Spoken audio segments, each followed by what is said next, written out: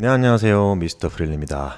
자, 이번 시간은 GI 두 번째 시간이에요. AR랜드 두 번째 시간인데 여기 세컨드리 메소드에 있는 나머지 옵션들을 한번 확인을 해볼 겁니다. 먼저 라디오스티 맵스 같은 경우는 렌더링이 상당히 빨라요.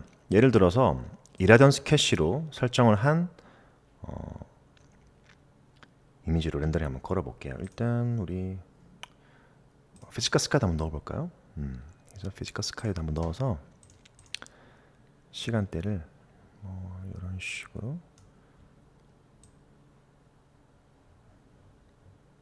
정해서 렌더링 한번 걸어볼게요.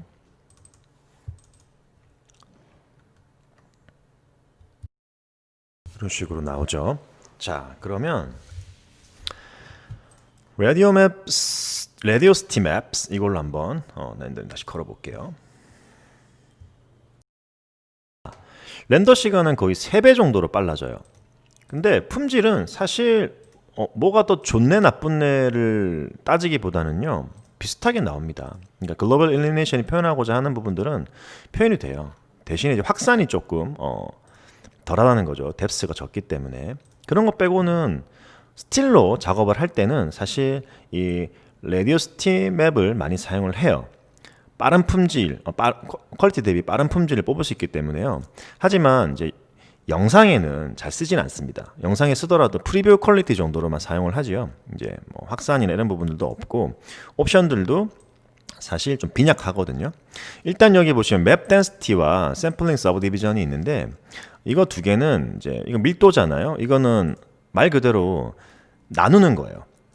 그러니까 공간을 계속 나눠 가지고 샘플링을 계속 분산을 시켜주는 건데 이 값이 올라가면 올라갈수록 많이 나누기 때문에 훨씬 더 조밀하게 작업이 가능하고 그 조밀한 부분에 밀도를 꽉꽉 채워넣을 수 있는 거예요. 이걸 올리시면은 렌더 타임은 당연히 늘어나겠죠. 이렇게 하면 자, 일단 뭐 한 4 정도 줘보고요. 그다음에 모드가 여러 가지가 있는데 이건 뭐 텍셀 모드, 어떤 모드로 보여줄 건지에 모드에 관련된 겁니다. 텍셀을 보여준다, 뭐 쉐이딩을 보여준다 이런 식으로 비주얼라이징에 관련된 부분이고요. 실제로 렌더링은 아니라는 거예요. 그러니까 말 그대로 프리뷰 퀄리티를 보여준다고 보시면 돼요. 그래서 프리뷰 용도를 많이 사용하고요. 여기 이제 에리어 샘플링과 스카이 샘플링 같은 경우는 앞에 있는 이것과 같은 거라고 보시면 돼요. 이 기능이 라디오스티 맵에도 있다라고. 그래서 샘플링 값을 조절할 수 있게끔 사용을 한다는 겁니다. 그래서 뭐 120, 120씩 올려가지고 렌더링을 하는데 사실 얘 같은 경우는 잘 쓰지는 않는 거라고 보시면 돼요. 얘를 잘 쓰는 경우가 있어요. 또 그게 바로 이 라이트 매핑을 할 때 라디오스티 맵이라고 하는 거를 같이 쓸 수가 있거든요. 그것도 한번 보여드릴 겁니다. 이걸 보여드리고 나서 그래서 사실 뭐 중요한 부분은 아니지만 알고 나서 그 다음에 라이트 매핑을 할 때 사용이 가능한 부분이기 때문에 알고 있어야 되겠죠. 보시는 것처럼 얘도 이걸 올리면 렌더 타임이 엄청나게 오래 걸려요. 사실 근데 이거는 이렇게 렌더 타임을 오래 걸리면서 사용할 부분은 아니거든요. 그래서 적당한 값으로 세팅을 해주시고, 그죠? 이것도 뭐 80개 정도 사용하고, 80개 정도 사용하고 이런 식으로 세팅을 해서 그리고 이라던스 캐시 같은 경우도 좀 돼 있죠. 값도 돼 있고, 이런 식으로 사용을 한다고 보시면 되고요. 간단히 걸어서 한번 봅시다. 렌더 타임이 상당히 오래 걸리죠. 근데 보시면은 아까 이라디언스로 렌더링 건 것처럼요. 이렇게 그죠? 빛의 확산도 더 줄 수가 있어요. 하지만 이게 이제 품질에 뭔가 영향을 끼친다라고 생각하시면 안 되고요. 빛이 확산되고 그리고 밀도가 높아지면서 이렇게 점착되는 어떤 그런 농도라고 해야 될 겁니다. 아마 그런 것들을 높여준다라고 생각하시면 되고요. 이런 것도 마찬가지예요. 에어리어 샘플링과 스카이 샘플링에 대한 샘플링 값을 올릴 수 있다는 거지만 사실 여기서 보여지는 어떤 이라던스 캐시나 라이트 매핑에서 보여지는 어떤 퀄리티는 여기서 낼 수는 없어요. 한계점이 분명히 존재합니다. 일단 뎁스라는 부분이 없기 때문에 그리고 그걸 따라하기 위해서 가는 세팅된 값이 렌더링 타임을 굉장히 많이 잡아먹기 때문에요. GI는 무슨 일이 있어도 사실 렌더 타임을 단축시키는 게 최종 목표가 되어야 돼요. 퀄리티가 뭐 최종 목표다 이게 아니라 퀄리티는 무조건 깔아놓고 가는 거고요. 그 다음에는 렌더링 시간을 무조건 단축시켜야 되는 부분이 있어요. 워낙에 오래 걸리기 때문에요. 자, 그럼 이 친구는 어떻게 활용을 할까? 자, 여기 보시면은 라이트 매핑이라는 거 있어요. 얘는 보시면 뎁스가 이라디언스 캐시 같은 경우는 8이 끝인데 얘는 뎁스가 128까지 나와요. 무슨 말일까 이게? 라이트 매핑은 뎁스가 굉장히 높기 때문에요. 빛의 확산이 굉장히 커요. 그래서 다른 렌더러보다 빛의 어떤 깊이가 훨씬 더 크다고 보셔야 되고요. 그러면 어떻게 돼요? 훨씬 더 밝은 이미지를 만들어내는 거예요. 더 화사한 이미지를 만들어내고요. 그리고 라이트가 많은 곳에서 이 장점이 발휘가 돼요. 렌더 타임이 확실히 빠릅니다. 다른 렌더러보다.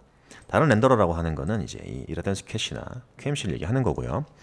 그렇기 때문에 라이트 매핑은 인테리어에서 굉장히 많이 쓴다고 보셔도 돼요. 근데 이건 이제 뭐 인테리어에 국한된 건 아닙니다. 뭐 QMC, 라이트 매핑 이런 식으로 세팅하는 경우도 있어요. 자, 어찌됐든 이라덴스 캐시와 라이트 매핑 이 구조가 사실 인테리어에서 가장 많이 쓰는 구조다 이렇게 알고 있으시면 돼요. 자, 그러면 라이트 매핑으로 세팅을 해놓고 옵션 한번 살펴볼게요. 패스 카운트라는 게 있습니다. 그래서 얼마나 많은 양으로 카운트를 높여서 이제 렌더링을 할 거냐 이거예요. 쉽게 얘기하면 샘플 카운트라고 생각하셔도 무관해요. 사실은 어렵게 생각하시지 말고요. 그냥 샘플 값인가 봐. 올라가면 올라갈수록 렌더링이 더 이쁘게 나오겠네. 대신 오래 걸리겠네. 샘플 사이즈는 이 샘플 하나의 단위인데요. 단위가 작으면 작을수록 더 촘촘하게 맺히겠죠. 그렇기 때문에 작은 단위로 가면 갈수록 렌더 타임은 오래 걸리지만 훨씬 더 좋은 품질을 보여준다는 거예요. 이게 올라가면은 전체적으로 큼직큼직한 샘플링을 구현하기 때문에 좀 듬성듬성한 그런 효과를 줍니다. 이 샘플 사이즈는 이 스케일과 관련이 있어요. 그래서 스크린 같은 경우는 이 단위라고 보시면요. 월드 같은 경우는 면적 단위라고 보시면 돼요. 이거는 어떤 픽셀 단위라고 보시면 되고 면적 단위다. 그래서 면적 단위와 픽셀 단위를 나눠가면서 작업할 수 있다는 거고요. 다이렉트 라이트라고 하는 거는 이제 라이트가 굉장히 많을 때 한두 개가 아니라 여러 수십 개가 있을 때 그 라이트들을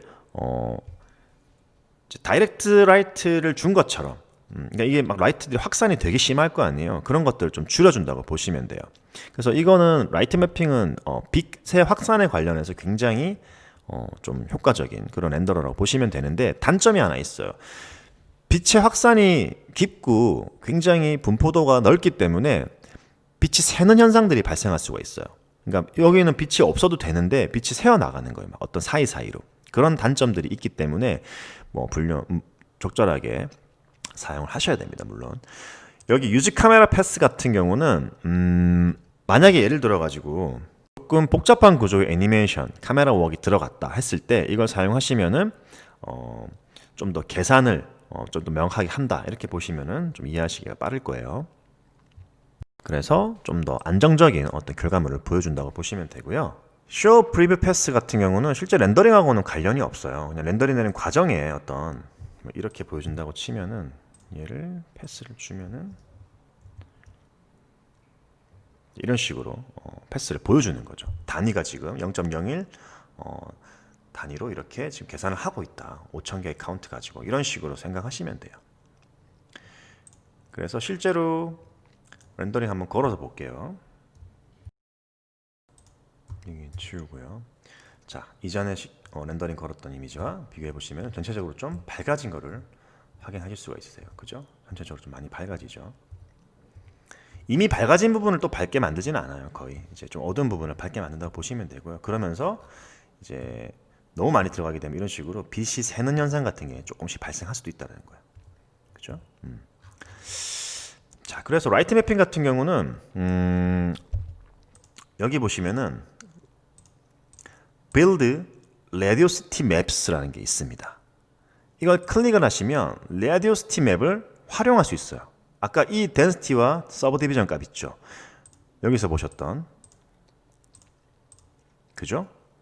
이걸 라이트 매핑에서 중복으로 사용이 가능하다는 거예요.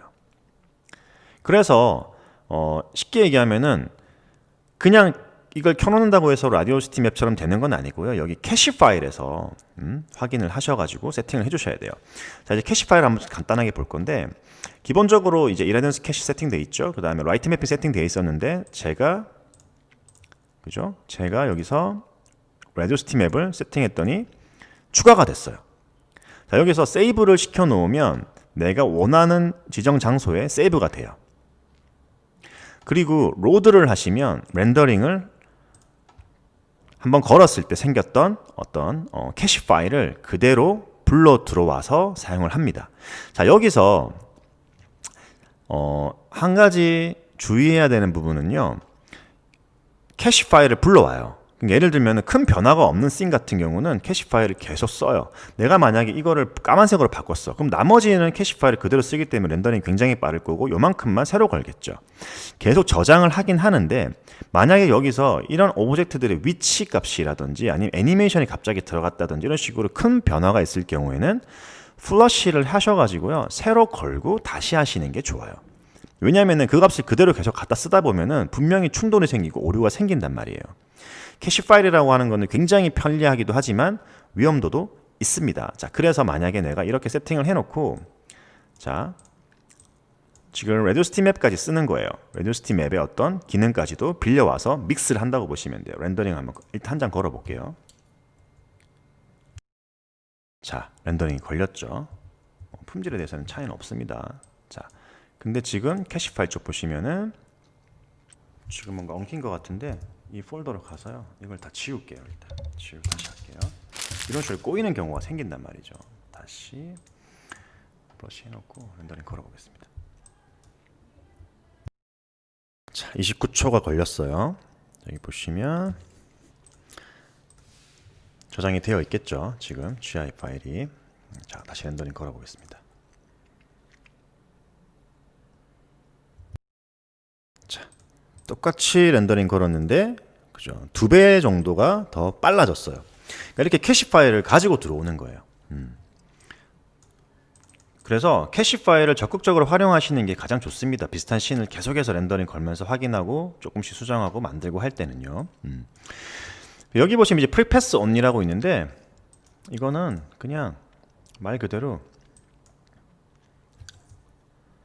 이렇게 프리패스만 보여지는 거예요. 프리패스만 보여지는 거고요. 여기 skip prepass if present라고 되어 있는 거는 실제로 렌더링 걸어보시면 프리패스 단계를 건너뛰는 거예요. 캐시에서 그대로 불러와서 써버리는 거죠. 그냥 이런 식으로. 그래서 뭐 이걸 안 거쳐도 상관없고요. 거쳐도 상관없습니다. 그래서 이런 식으로 세팅해놓고 쓴다라고 보시면 돼요. 그래서 이 빌드 라디오시티 맵이라는 거를 활용을 할 수 있다는 거예요. 자, 일단 여기서 보시면 또 프리필터라고 있는데요. 요거는 좀 다른 샘플로 한번 제가 보여드릴게요.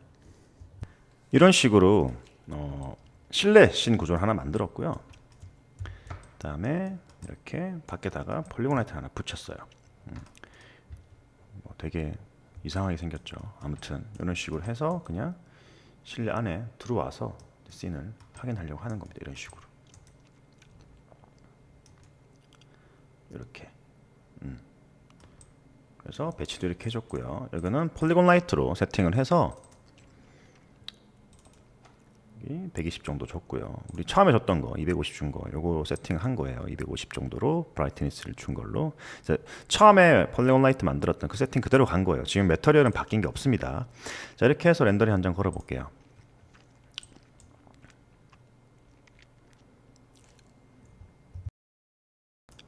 자, 그리고 프리필터를 사용해 보겠습니다. 이 샘플 값은 이제 올려주면은 어떤 현상이 발생하냐면요. 프리필터를 주게 되면은 이 단위가 이렇게 입자들이요 고르게 확산이 돼요. 좀 더 그냥 줬을 때보다는 좀 더 이 밀도나 어떤 이런 것들이 좀 고르게 평균 값을 가지고 뿌려진다고 보시면 됩니다. 자, 근데 이제 이게 필터 값을요 적당하게 주면은 좀 고르게 보이긴 하는데, 예를 들어서 이걸 좀 제가 무지막지하게 올렸어요. 이렇게. 아, 그래? 고르게 준다고? 그럼 더 고르게 줘봐야지 하고 올렸단 말이죠. 보시면은 이 모서리 부분이 점점 밝아지는 거 볼 수가 있어요. 그죠? 그래서 올라가면 올라갈수록 이 값은 빗셈 현상을 발생을 시켜요. 그래서 64가 지금 최대치죠. 끝까지 올려볼게요. 안 생기면은 상관없어요. 생기는 경우가 있다고 말씀을 드리는 거예요. 지금. 그죠? 크게 생기진 않죠. 그죠? 이 정도 밝기 올라간 거는 빗셈이라고 볼 수가 없기 때문에요. 그래서 좀 균일하게 구조를 만들어 준다라고 보시면 되는데 이게 뭐 플리커를 없애거나 뭔가 그런다는 의미는 아닙니다. 그래서 프리필터를 사용을 하면은 좀 균일한 정보값을 주기 때문에 어두운 부분, 특히 어두운 부분에 들어가는 값들 있죠. 이런 부분들 어둡고 좀 더 밝아지잖아요. 이런 것들을 좀 표현하는 데 있어가지고 좋다라는 거. 균일하게 들어가기 때문에 어두운 부분은 좀 얘가 어느 정도 무시하고 들어가는 부분이 있는데 이런 부분들을 좀 표현을 해준다 이렇게 보시면 될 것 같아요. 그래서 뭐 이걸 꼭 사용해야 되는 필터는 아닙니다. 그때그때마다 상황이 다르기 때문에요. 그다음에 이제 인터폴레이션 메소드 단어도 되게 어렵네요. 인터폴레이션 메소드 이거는 이제 보관법이라고 하는 건데요. 이제 보완을 해주는 기능이라고 보시면 될 것 같아요. 얘는 이제 이거랑 같이 사용을 한다고 보시면 돼요. 이거를 보관을 해주는 어떤 그런 기능이라고 보시면 되는데 자, 제가 이거를 덮어버릴게요. 그냥 메꿔버리겠습니다. 그래서 임의로 한번 바꿔볼게요. 제가 큐브를 잡고 닫았어요. 그냥 예를 들면 이런 식으로. 그 다음에 이렇게 들어가서요. 그죠? 그 다음에 제가 실린더를 몇 개 만들어서 이런 식으로 실린더를 만들어 가지고 하나, 두 개 정도 배치해주고 이쪽 뒤에다가 조금 더 굵게 해서 이렇게 배치를 하나 해줘 볼게요. 이런 식으로 얘를 좀 이렇게 당겨 보겠습니다. 이런 식으로. 자, 이렇게 해놓고 폴리곤라이트를 여기다 주는 거예요. 이렇게 줬어요. 자, 그리고 한번 렌더링을 걸어볼까요? 일단 10 정도만 준 상태에서요. 넌을 한 장 걸어봐야 되겠죠. 자, 그리고 여기 보시면은 nearlist라는 게 있는데요. nearlist와 fixed 같은 경우는 nearlist는 sample count, fixed는 ratio라고 하는 어떤 이 면적에 대한 단위잖아요. 그래서 nearlist는 가장 가까이 보이는 것부터 뭔가 보관을 해준다고 보시면 돼요. 뭔가 보정을 해준다고 보시면 되고 픽스드 같은 경우는 전체 화면 기준, 내가 보이는 뷰 기준이라고 보시면 됩니다. 그래서 전반적인 것들 다 손을 대고 싶으실 때는 픽스드, 그 다음에 이제 좀 가까이 있는 것부터 손을 보고 싶으시면 리얼리스트 하시면 되는데요. 근데 그 전에 요거 씬을 조금만 수정을 하고 갈게요. 여기서 이거를 좀 올리고요. 그 다음에 샘플 값도 조금만 더 올릴게요. 정도로 올리고 그 다음에 여기 이게 너무 밝아서 조금만 줄이겠습니다. 그래서 일단 라이트 매핑에서 프리필터가 없는 상태로요. 이렇게 해서 렌더링을 걸게요. 자, 이렇게 세팅을 했고요. 프리필터를 먼저 10 정도 주고 니얼리스트를 제가 한 32 정도 이렇게 줘볼게요.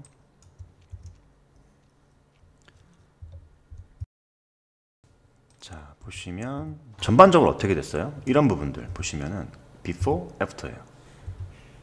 좀 뭉개졌다고 생각이 드시죠? 이런 부분들 특히 끝부분에 보시면 빛 번짐 쪽이 그죠? 이렇게 얼룩덜룩하다가 좀 부드럽게 퍼지는 것을 볼 수가 있어요. 이런 부분도 마찬가지고요. 그리고 그죠? 이런 부분들도 어둑어둑하게 이렇게 플리커처럼 보이던 부분들이 이런 식으로 부드럽게 만들어져요. 즉, 이 뭐냐면은 프리 필터를 사용하면서 인터폴레이션 메소드를 사용하게 되면은 좀 부드럽게 뭉개주는 역할을 한다고 보시면 돼요.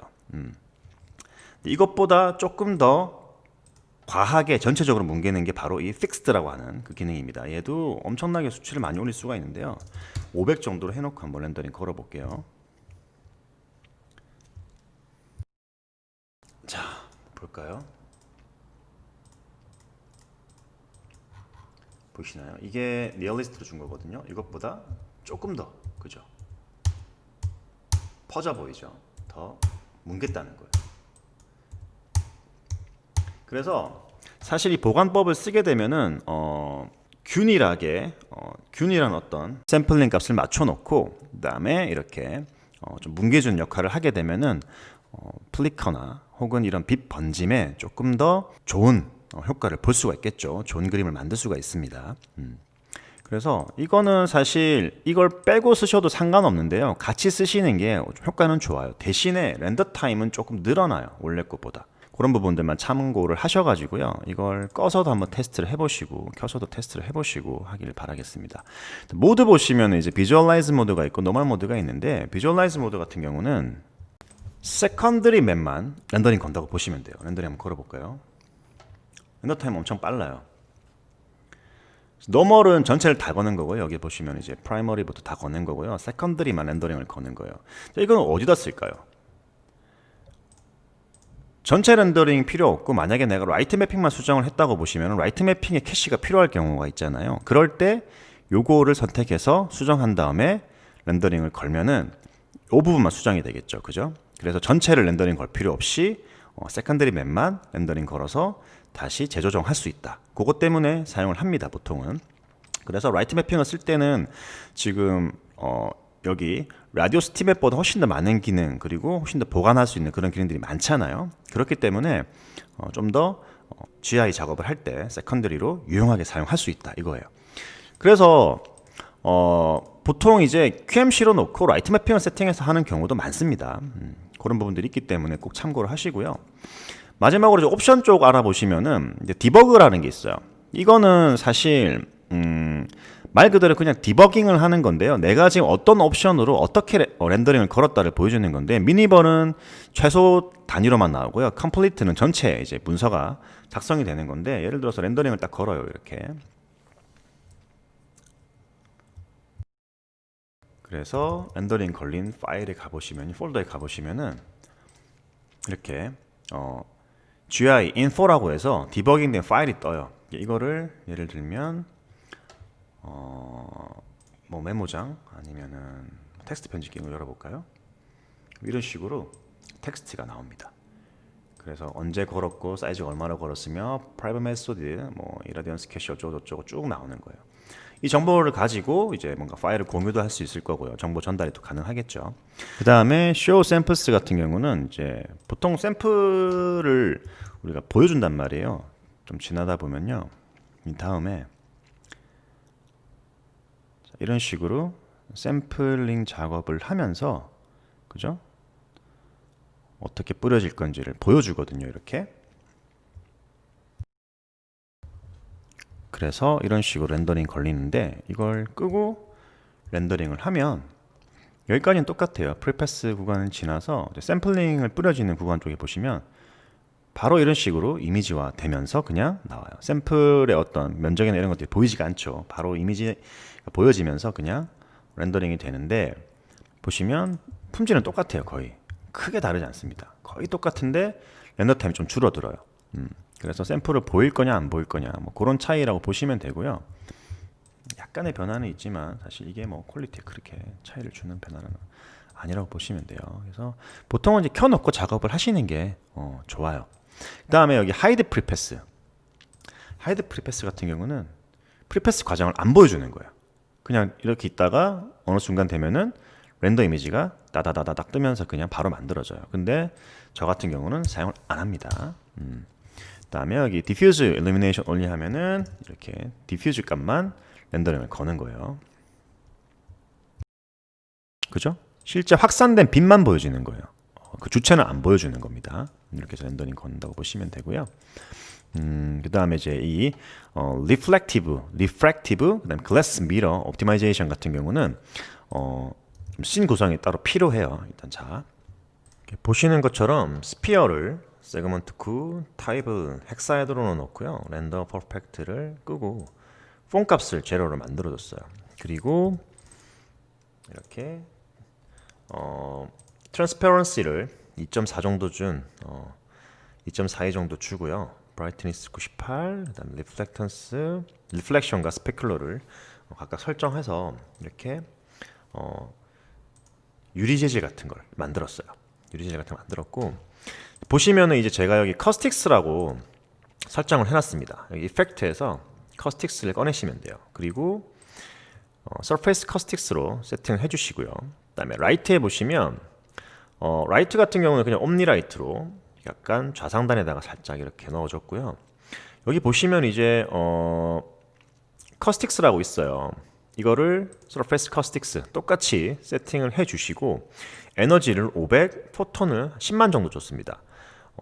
100에 아마 한 만인가? 이 정도가 기본일 거예요. 근데 저는 좀 올렸어요. 많이. 이걸 많이 올려줘야지만 정확한 커스틱스 효과를 낼 수 있는데, 커스틱스라는 게 정확하게 뭐냐면은 이런 게 커스틱스 이미지예요. 유리가 빛에 의해서 유리의 표면이 이렇게 투과돼서 굴절돼서 나오는 이런 현상들이 있죠. 이걸 이제 만들어줄 때 커스틱스라고 그러거든요. 그래서 물속도 표현할 수 있고요. 이런 식으로 다 커스틱스 재질로 표현을 하는 겁니다. 보통. 자, 그래서 커스틱스 이렇게 세팅을 해놓고 렌더링 한번 걸어볼게요.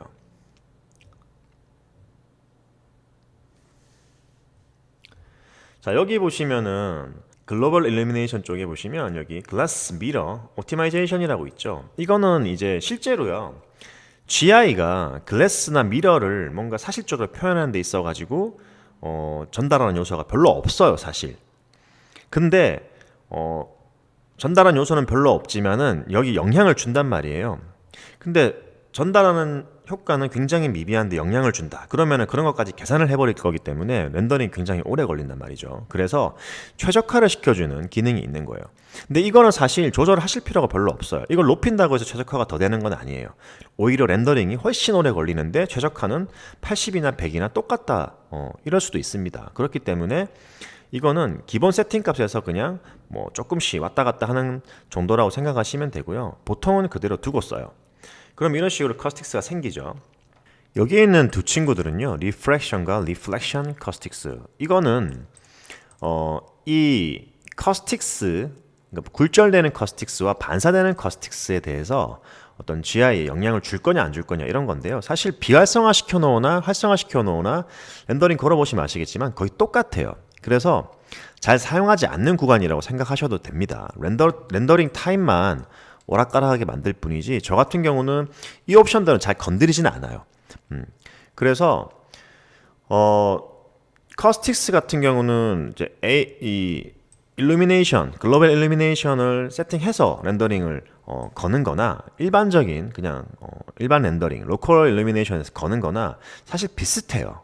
느낌은 비슷하기 때문에 이제 GI가 필요한 장소에서 이런 커스틱스 느낌을 내겠다 그러면 당연히 GI가 들어가야 되는 거고요. 그때 이제 이런 옵션들에 대해서 최적화시키고 빼고 넣고 하는 그런 옵션이라고 보시면 되고, 커스틱스만 가지고 뭔가 만들겠다고 한다면요, 오히려 그냥 로컬 일루미네이션에서 렌더링을 잡는 게 훨씬 더 빠르고 효과적입니다. 큰 차이가 없다고 말씀드리고 싶네요. 자, 그리고 우리 하나 놓치고 간 게 있는데요. 여기 보시면은 포탈이라고 하는 그런 기능이 있어요. 여기에 예를 들어서 제가 지우고요, 쓴에다가 커스틱스도 다 꺼버리겠습니다. 커스틱스 사실 필요 없겠죠. 그래서 이렇게 줬어요. 그리고 아까 괜히 줬네. 옆에 하나 있어야 될 것 같은데요. 이렇게. 그래서 만약에 이제 이런 식으로 해서 제가 렌더링 한 장 걸었다고 봅시다.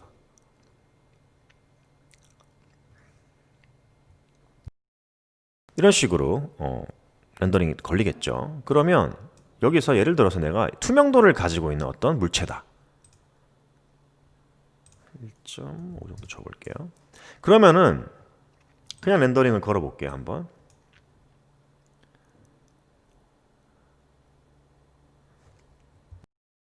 이런 식의 결과물이 나오고요. 트랜스퍼런시를 틱하는 순간 일루미네이션에 포털이라고 하는 옵션이 활성화가 돼요. 틱해볼게요. 다시 렌더링 걸겠습니다. 보시는 것처럼 포털은 뭐냐면요, 투명도를 가지고 있는 어떤 물체가 폴리곤 라이트를 가지고 있을 때 그것을 폴리곤 라이트 형식으로 실제로 보여지게 만들어주는 거예요. 이런 거 어디다 쓸 수 있을까요?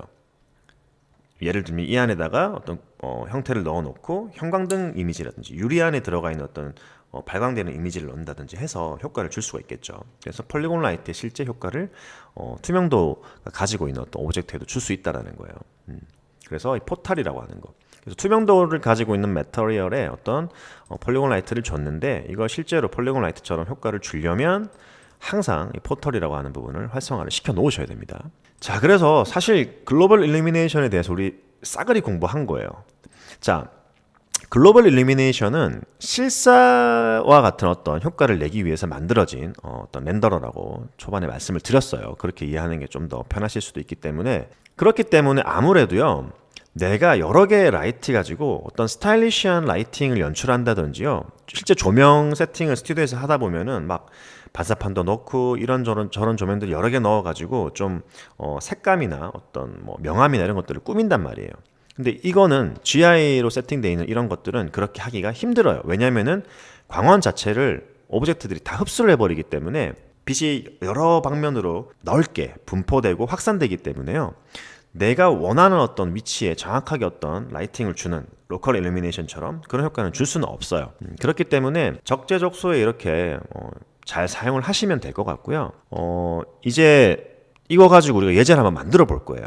그래서 해외 어떤 튜토리얼이나 해외 어떤 작품들 이런 것들을 참고 삼아서 한번 만들어 볼 거고요.